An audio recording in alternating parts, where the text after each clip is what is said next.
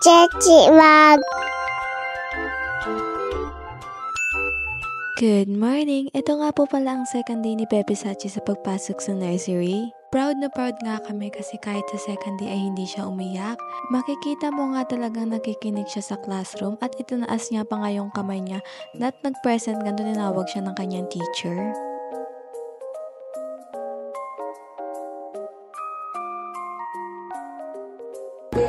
Justin!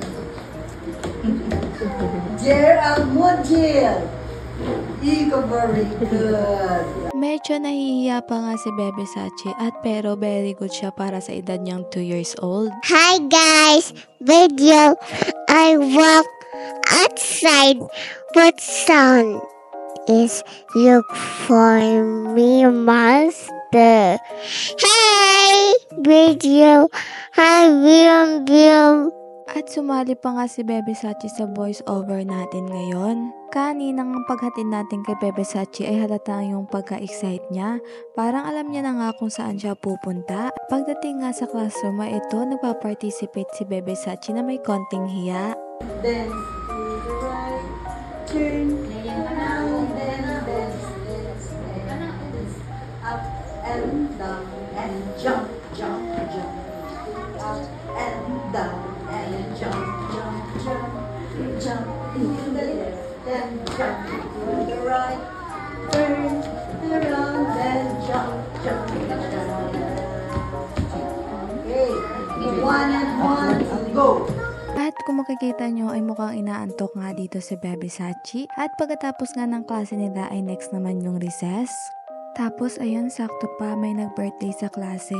May pa-Jollibee nga at iyon, party hat. At isinuot na nga kay Sachi yung party hat. Aliw na aliw nga yung mga bata dito. At mukhang tinatawag pa nga ako ni Bebe Sachi kasi nga nahihiya siya at first time niya maki-birthday. Hindi ko na nga sana lalapitan si Bebe Sachi para nga masanay siya kaso hindi ko natiis at nilapitan ko siya at kinakausap ko nga siya dito na huwag siyang mahiya at inayos ko na nga rin dito yung birthday hat niya. Pero nung picture taking na, ayun, medyo nahiya na si baby. Tinatry ko nga siya ditong palapitin sa mga bata, pero ayaw niya talaga at gusto niya talaga dito sa gilid lang. Hindi ko nga alam kung bakit, pero talagang tinatry ko at pipicturean na nga sila mga bi at ayaw niya talagang lumapit. Pwesto nga lang siya dito sa gilid, parang ayaw mapansin. Pero alam mo yun, kahit nasa tabi lang siya, ang cute pa rin niya. Yung tipong okay lang po ako dito basta kasama ko sila. Nakakatuwang panoorin, parang unting-unting niyang hinaharap yung lugar niya sa school. At pagkatapos nga nilang kantahan si birthday girl ay pinakain na rin sila. Dito nga itinatawag pa nga ako ni Sachi. Pero pinuntahan ko naman siya para i-guide siya sa pagkain niya. Kumain naman si Sachi at umokay naman na siya. Alam natin darating din yung time na sasali na siya sa mga laro. Natatawa na siya kasama ng iba. Pero ngayon okay na kami na nandyan lang siya. Iniintindi ang paligid. Pagkatapos na ito mga bi ay nag-uwian na rin sila.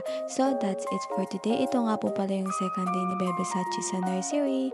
Abangan nyo po ang mga susunod na araw ni Bebe Sachi sa nursery. Salamat sa pagsama sa journey niya. Hanggang sa next update mga kasachi.